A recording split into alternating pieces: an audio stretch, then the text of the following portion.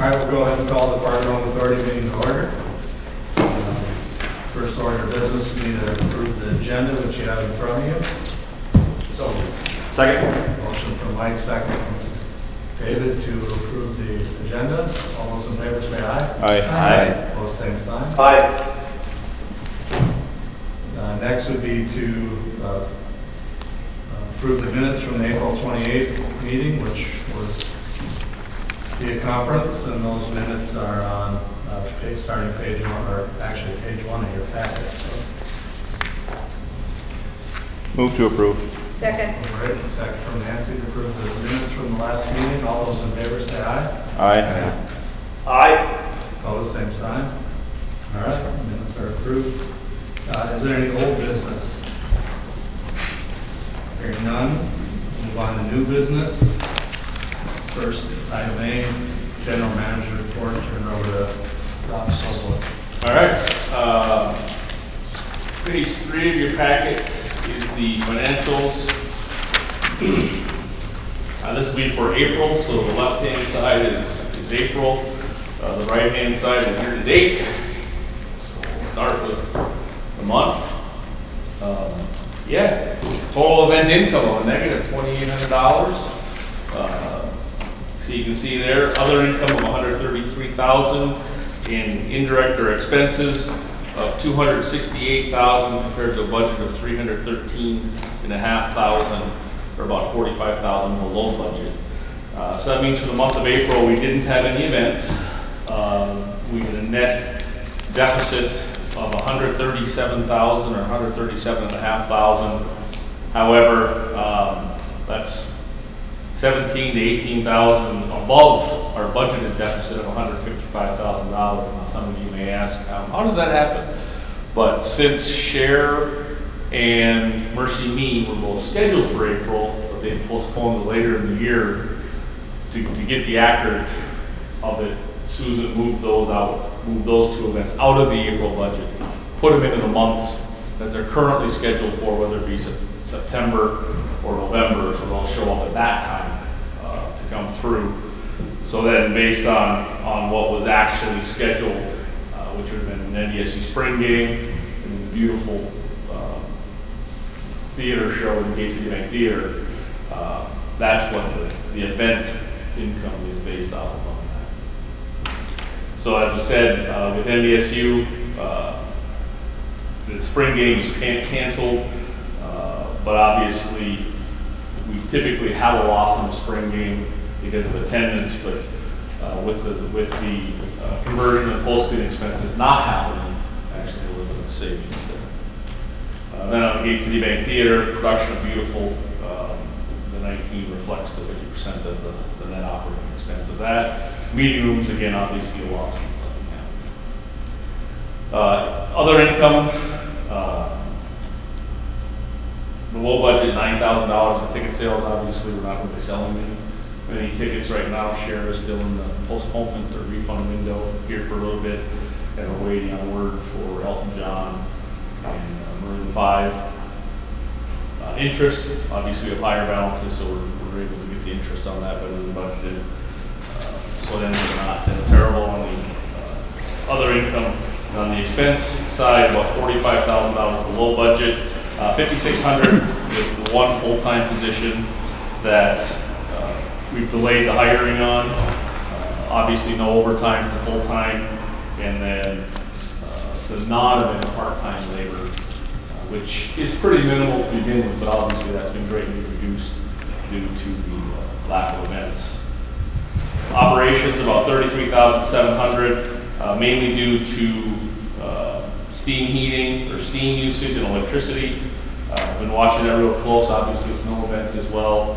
The Excel bill and the steam billing were both about half of what a typical April is for that. So we're starting to kind of get a little bit of an idea of what going forward, depending upon the months we don't have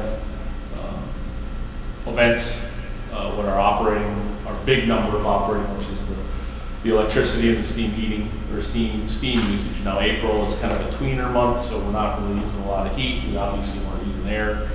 So May we'll have another judgment that we started to kind of use some air in the offices in certain areas where we still have to kind of keep a bit of a comfortable environment for those of us who are still here.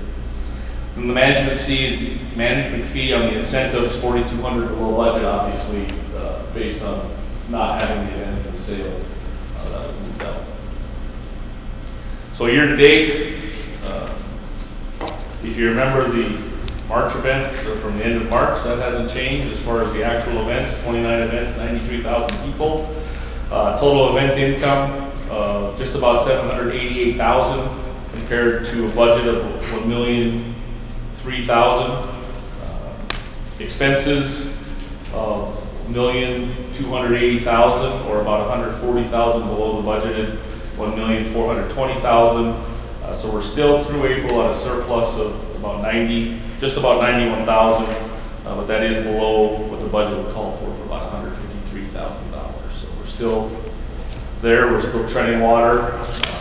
That'll flip again in May, obviously, since we don't have any events in May as well. We're doing our best to minimize expenses as much as possible with projects and different things such as that.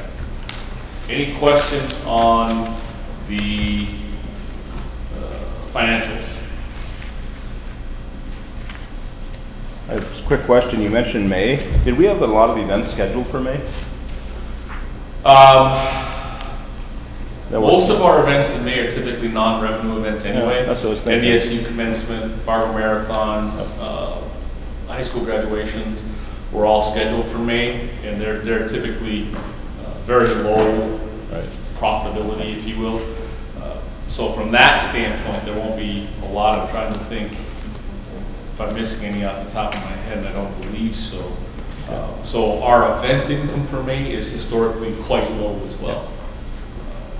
The next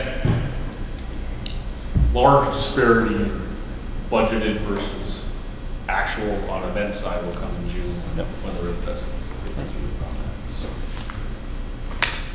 So on the balance sheet items, the unearned category, so that entry again, that's just debit to cash, credit to unearned, right? So none of, like the 5.7 million is just all sitting in cash, but the user fee revenue, the ticketing, that's 600 grand there. None of that's hit the income statement yet. No, It's that's all just- deferred events. just They all cash. sit on the balance sheet until it happens. So we always want to make sure we have more cash than we have deferred revenues in the event of Right. cancellation or that sort of Yeah, thing. So we have okay. money to return to the company. So if anything, if that goes back, it's just cash out the door, nothing It's a balance sheet nothing item. hits our Yeah. income statement. Yeah, okay. As far as any postponed or canceled conferences. Yeah, right. I mean, obviously we lose the compared to budget, but we're not hitting the income Yeah. statement. We haven't spent that money. We hold that separate. Yeah. Okay. That is one of the talks in the industry now with a couple promoters is we're not that way because the FARGODOME isn't the promoter. But there are a fair amount of promoters out there that historically have used the ticket sales from an event as their operating capital, and as it comes through, so there are potentially some smaller promoters having some liquidity issues right now while they're having to postpone all their events, but they don't have anything coming in from tickets, and they're refunding and different things such as that. So there's some conversations about things wanting to change in the industry, and as we've talked about on the interest side of things, that can be a significant or revenue source that also has it as we hold. So we want to do our best to protect that as much as possible as well. Right. Another comment on that is, so typically how it works is with our ticketing company, we settle weekly. So obviously we're usually selling tickets. So from a week of Monday to Sunday, the next Friday, they send us a check. Well, in this case, with what's going on now, we have typically more refunds than we do have sales, since the shows that are still on sale are dates undefined. So now we've been sending them a check. Every week we reconcile what they refund to make sure that agrees with our records, and then we send them a wire. Okay. Thanks. I'll make a motion to approve the April financials as presented in the general manager's report. Second. Blake, second from David. Roll call. Nancy, Yes. Rick, Yes. Troy, Yes. Mike, Yes. David. Yes. Blake, Yes. and Dan. Yes. All right, thank you. Review of current events. Done. At this, I'll just take the time here just to kind of review what instead of additional items, what we've been doing here as a building and staff. One update, ticketing RFPs are kind of, we had the Ticketmaster interview in person and then all of the struck, so we did a few weeks back, we sent out the notice, and eTix did do a web presentation. We had either Microsoft Teams or you name the online meeting, virtual meeting source. We did one of those, and so there has been Susan in the ticket office and Sarah in marketing have doing a lot of back work on that, looking through that, and the evaluation is continuing. We hope to have, or we'll have more information soon on that, but also we do have to take into consideration now with some of these 2020 shows that are now likely postponed into 2021. How does that affect all of this? So there's some more figuring and conversations to be worked out with current ticketing and potential ticketing providers, and how all that would interact, and figure out to see if December 31st is the best date, or if there's other times that we may need to do something or try to figure something out. If the crystal ball would have been out, we probably would have tried to cut a year or add a year under this, but we're just kind of, like everybody, reacting as new information is figured out on this. Also, we'll probably make it the July meeting, since the June meeting, which is next meeting, will be the budget presentation. We're finally seeing a draft report for the economic impact study, and so just kind of reviewing and fine tuning that. So maybe at that July meeting we'll have that, the things that I work on. Other than that, in the admin finance office, Susan and her team have been preparing the 2021 budget and also looking at the 2020 numbers, analyzing the different areas, kind of going through a lot of the expense items, seeing if we can figure out some correlation as far as budget to what is actual, since the event load obviously has changed, and how that'll overall have an effect on that. I know that with the ticket office and finance staff, they've also been scanning a lot of our event files. I think they're back to 2010 now, and so through the Laserfiche system with the city of Fargo, getting all that and clearing up gobs of drawers and file cabinets, we actually might get rid of those other things, getting flipped over to electronic. They've also scanned, I believe it's every capital purchase order back from 1993 till now, so it's all on there. It's kind of things that we have time to do now for some reason. So looking at that, marketing with Sarah and Morgan, they've been organizing things, helping out the other departments. I know Morgan's been taking some graphics classes online. I believe mostly free to just get those skills going. Food and beverage, obviously cleaning and organizing their areas, some things that haven't been able to get to for a long time. They too have been scanning their event files. There's actually, I think, 2 pallet boxes that are out on the arena right now full of event folders that they were able to get through and get cleaned out. And then they're also, obviously, they're on the food side. So they're really kind of working at their reopening plans, what's it going to be, talking to the health department, talking to Spectra and other things as far as what potentially the expectation will be as far as sanitation moving forward as we open up.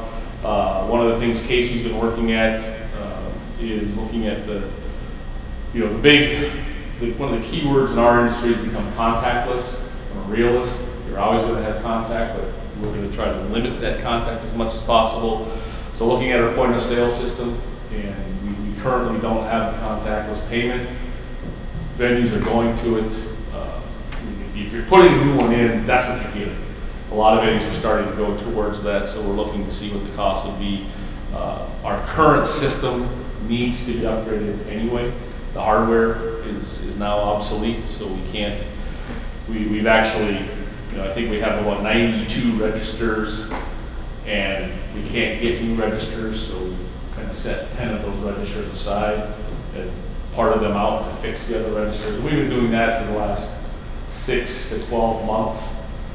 So we're looking at that. That is an unbudgeted line item that we may look to move up or create a budget line item, maybe some from reallocation. Hopefully have some more information on that at the June meeting. I think it's important to do it not only for the current situation, but even non-techie people like me can think we're pretty cool. We can pay with Apple Pay or Google Pay or something such as that. They claim, again, that it speeds everything up and increases sales. This market tends to lag behind that because we still have our long lines at the ATMs. But, we'll see on all that. The operations department, they've been doing some major cleaning and organizing of all the storage areas. They actually went through all the red seats. I believe repaired all of them that needed any repairing. We had boxes upon boxes of seat cushions and backs and things that we thought we were out of.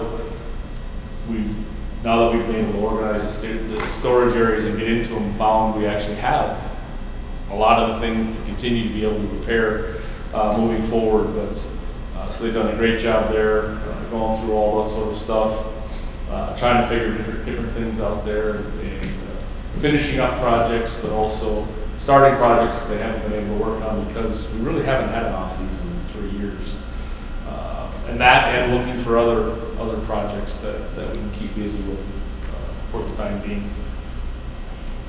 Other than that, continue to meet as groups, just what will the reopening of the building look like when we reopen, whether it's in August or July or September, or we won't talk about further down the road, what the expectations are, how we're going to manage different areas. You've been to events here. It's somewhat easy, maybe if there's a updated or changed manifest to socially distance, if you will, in the arena seating areas, but we're not going to be able to do that in the lobby and the ingress and egress of people, of the concourses, things such as that. So just working through what that looks like, how to figure it out best, source enough hand sanitizer that people can use hand sanitizer and be comfortable with that. Obviously, we still have the restrooms and the sinks and all that information as well, and any other protective gear that may or may not be required. And then the other big thing, some of you may have heard it, the North Dakota Department of Health decided last week, so the National Guard came in and packed up all of the equipment for the surge facility last Friday morning. And this morning, 3 semis arrived, and an hour and a half I got all over onto the semis, and has left the building. So we are now working with AstroTurf to try to figure out when and the best time to fix the current issues we have, but also, honestly, because we're shut down now, we'll get back as quickly as possible. We don't want to go through another shutdown period if we can avoid it next summer. So we are talking to see if it would be feasible and what the cost would be to actually put in a whole new football turf this summer, and get that just taken care of versus a potential repair and what that would look like. Or if we do repair, when do we have to replace the entire surface? So working through those discussions now. Talked to them last Friday, the manufacturer for the underlayment that they're going to use. They had been repurposed to making face masks and face shields and different things such as that, but they have now gone back to regular manufacturing. And so they've got a test piece coming in so that they can test and see all of that as well. Some of you may have seen as well, if you read the legal section, that the suite, or the catering and dressing room project that was discussed a few months back has been bid down, or is in the process of being advertised and is bidding. If you recall it, and I believe it was the January, February meeting, the decision of the authority was to at least bid the project to see what it comes in at and see it there. So we had taken that project to 85–90% of the way. It didn't really seem prudent to shelve it, particularly since it's looking, that it'll be a while for concerts yet, if you read what's in the industry. So we'll see what the bids for that are due back early June, I think June 10th. And so we'll be talking about that at the Finance Building Committee in June, as well as the Authority meeting in June. That would be a project that would need to have requested funding from the surplus and not out of the existing capital budget.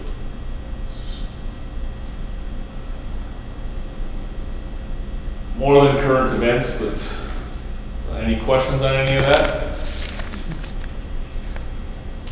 Is now a good time to do a project like that due to any savings in terms of low competition for construction and that? Well, I've come to believe that the Fargo construction market is the most expensive in the country. I know that's probably not an accurate statement, but you know, there was some talk about, yes, there are contractors that are hungry out there. I think it just depends on what the client is. Mike would have more insight on that than I probably, since he deals with this on a more regular basis. But we'll see. You know, it's not a huge project, so we're not building a building, so it's maybe a little different type of contractor. We recently did a couple of small renovations, $1 million, $2 million projects, and found out that the Navy climate was not different. in fact, we had one project, we only had a couple of generals built, and mechanicals, they all did on premium. So yeah, we'll see. And if it comes in too high, then we'll have to discuss that. I actually appreciate doing this stuff, it's icky stuff to do. To scan stuff and to get it in digital format, but to have the opportunity and take it, good for you. Good for you, God, I shouldn't be looking at him. Good for you guys. I mean, because really. It hurts. It is, yeah, but it's a icky kind of mindless job. It is. And our, you know, all of us here, like all the departments have said, look, we can do this stuff too, but if the city has other areas that has needs because there's been cutbacks or seasonal work that hasn't been allowed to be hired, or we're here to help. So I think it's been refreshing to be part of a team that recognizes the importance of a team and saying we're here to help and we'll do what it takes. If nothing else, that would end my report. Any other questions for Rob? Okay, thanks, Rob. Committee reports, there were no building and finance this month. On item 4, nominating committee. It's the time of the year where we turn over new officers. Spoke to Rob earlier today, and since my term as president, I do my term limit. I've asked Nancy and Dan to join me on the nominating committee to select new officers for the upcoming year. So we'll organize after this meeting. Do you need any action on that? You would need a motion, but you can't make it. So with that, I would ask for a motion from the group to affirm the nomination of Nancy, Dan, and myself on the nominating committee to elect new officers for the upcoming year. So move. Second, David. Motion for David, second for Mike. All those in favor, or is that? That'll be a roll call. Roll call. Nancy? Yes. Rick? Yes. Troy? Yes. Mike? Yes. David? Yes. Blake? Yes. And Dan? Yes. Perfect. So thank you to Dan and Nancy for serving, and I'm sure we'll be talking to some of you in the near future. All right. Are there any additional items from the group or from management? Just another general reminder, June That is budget approval, so we will, unless circumstances change drastically, my plan right now is to have in-person meetings of both the finance and building committee, as well as the FDA. Those dates tentatively would be set for June 24th, Wednesday, and Tuesday, June 30th. So if you could think about that.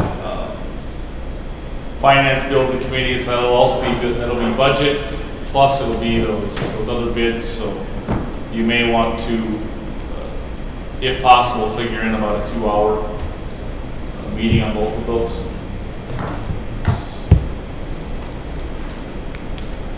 Nothing else, that's all I got. Do they have anything else? Is there any concerns from any of you about having the in-person meeting, with having the social distancing? The guidelines have kind of gone up, so just want to make sure I don't want to put anybody in an uncomfortable situation. We can try to do a virtual meeting, but I've been on enough of those that I can pick out the barks of any type, any breed of dog now, or different things such as that. So. All right. Thank you. Thank you.